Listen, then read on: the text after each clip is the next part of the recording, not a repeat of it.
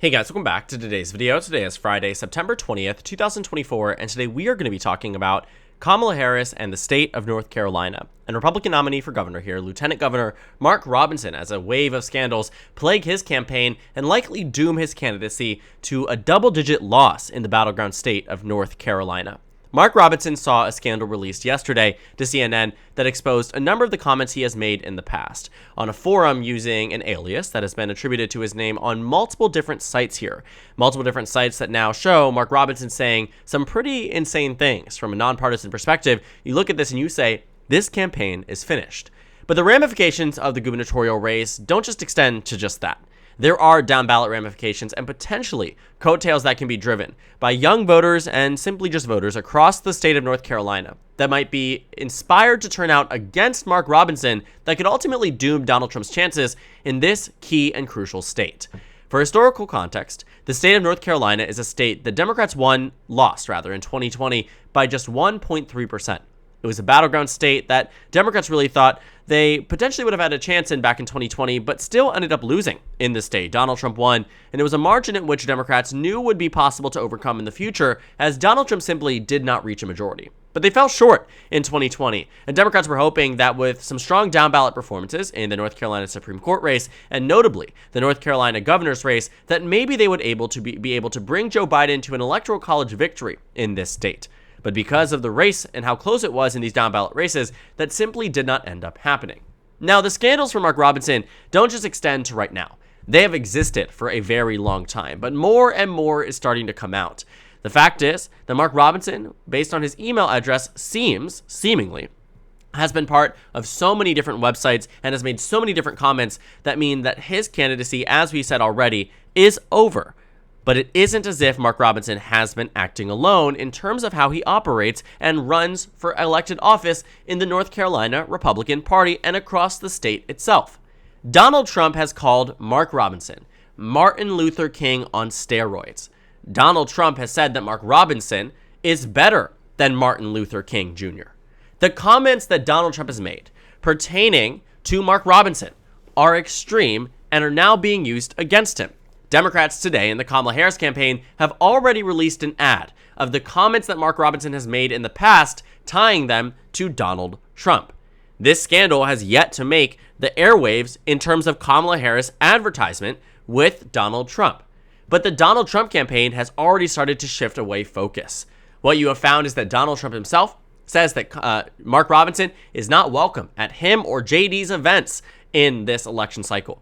With 45 days to go, Donald Trump will not be campaigning alongside Mark Robinson like he did in the past. They've held multiple joint rallies together. They've done multiple events together, and Mark Robinson was one of the first Republicans to come out and endorse Donald Trump. And Donald Trump's own son said the endorsement from Mark Robinson was absolutely huge. Now, the association with Donald Trump is going to be something that will become much more apparent to voters in this state. But what we know is that Mark Robinson is a poison to the Republican Party in a way that we could have seen coming very quickly.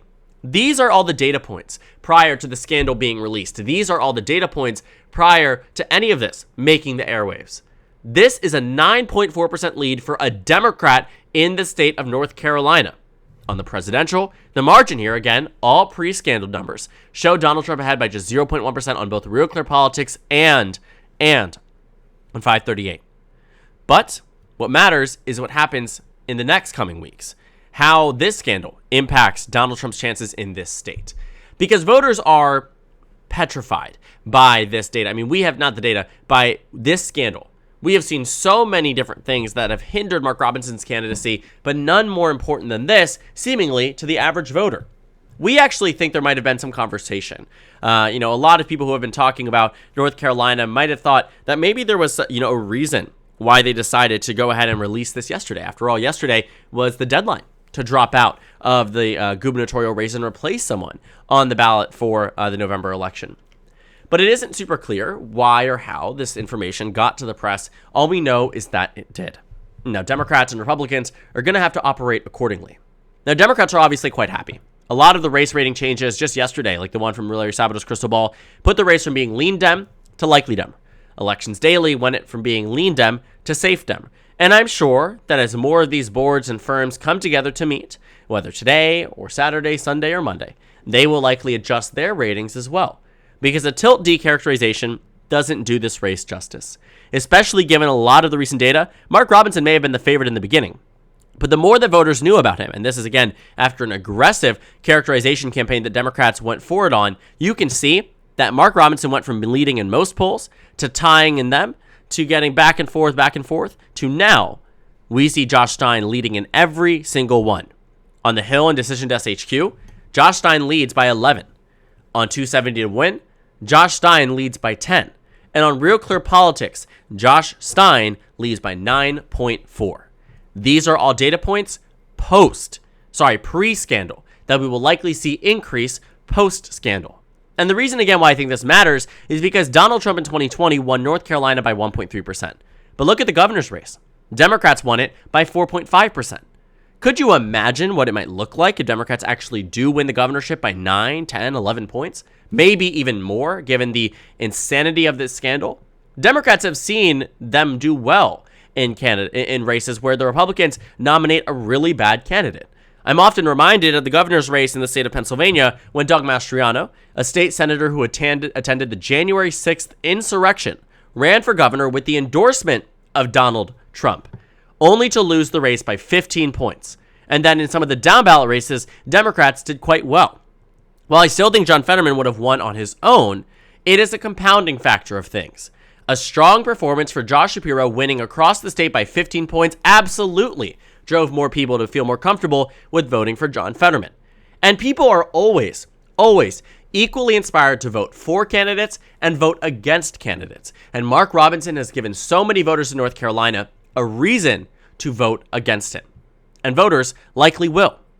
And, based on what these things that have been said, a lot of people would have assumed that Mark Robinson would have decided to drop out of the race entirely, that he would decide that maybe this isn't my way to go.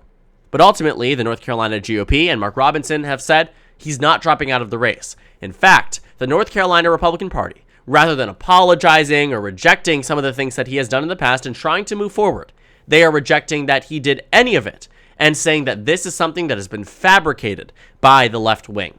And Mark Robinson's answers, including a U.S. representative from North Carolina who said to the press, in a day and age of artificial intelligence, I don't know if this is real.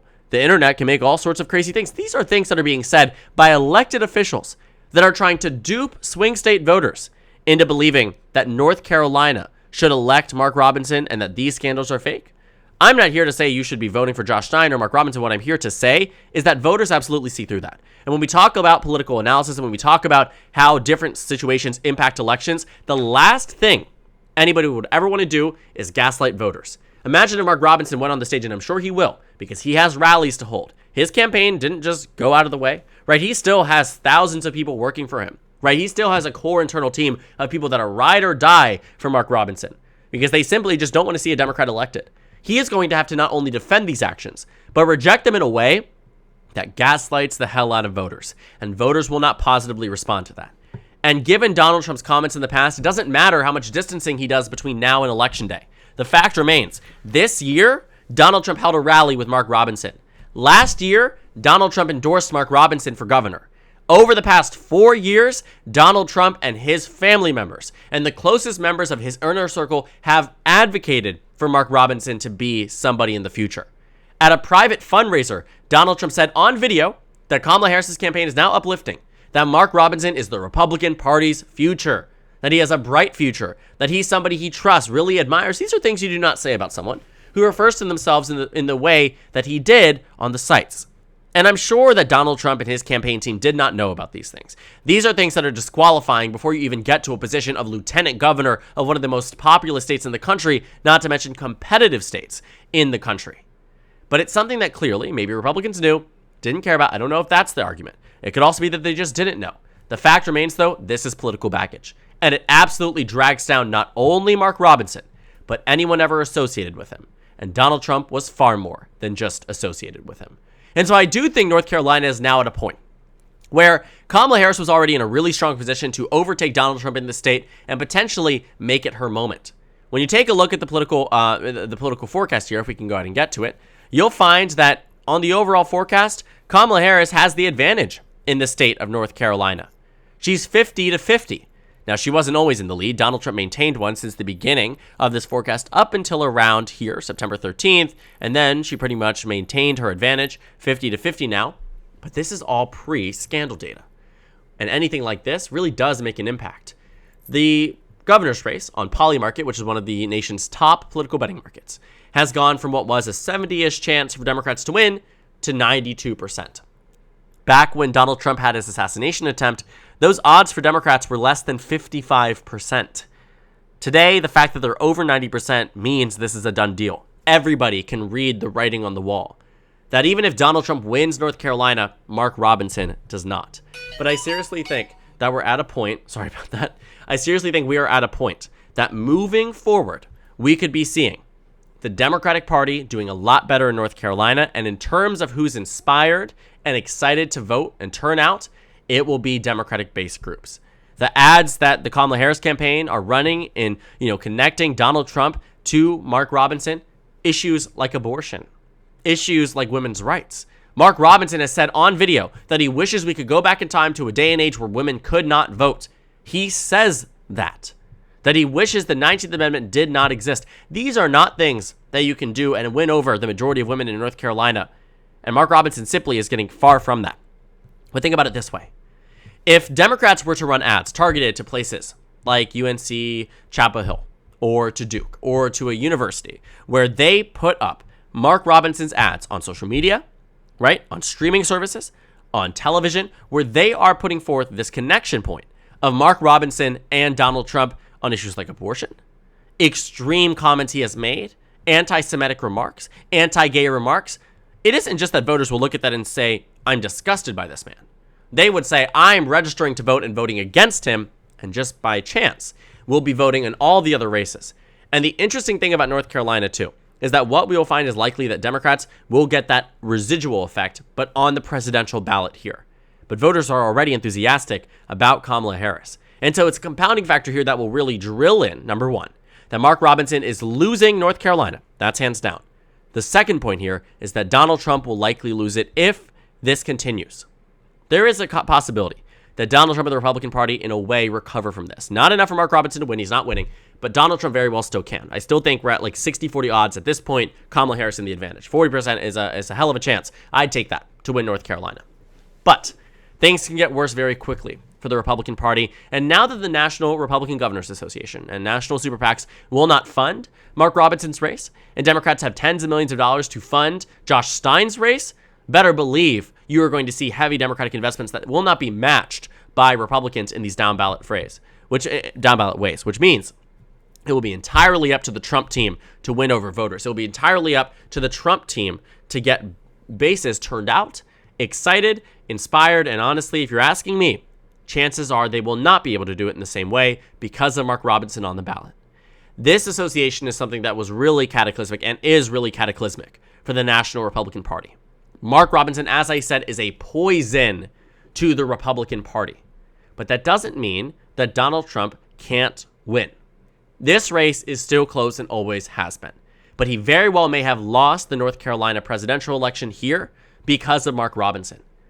If Donald Trump loses North Carolina on Election Day, I genuinely think it will be because of Mark Robinson and only because of Mark Robinson.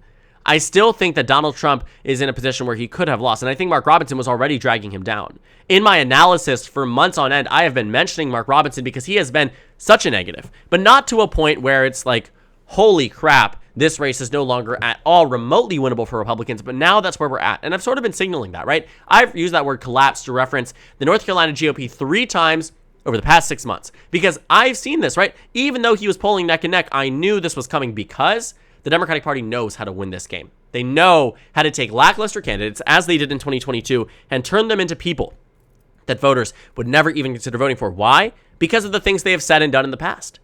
The voting base here is only being informed of Mark Robinson's words, not fabricated, not being lied to. This is what he has said and done, and voters don't like that. And based on this new scandal from CNN, it's very likely that Donald Trump will now lose North Carolina because of Mark Robinson, and should that be the case, Republicans will have to reflect on candidate quality and who they're vetting and who they're propping up And the common denominator here is Donald Trump's endorsement and the influence of Donald Trump on the Republican Party, in most cases, all for negatives. So thank you guys so much for watching this video. Make sure to comment down suggestions below. Subscribe on the left if you haven't already, and check out the Instagram and Twitter. At the top, bottom left of the screen, there's also a Discord server for you to go ahead and join. On the screen, there's a video you can watch, and then a playlist for my 2024 presidential election analysis videos. Again, thank you guys so much for watching, and I will see you all tomorrow.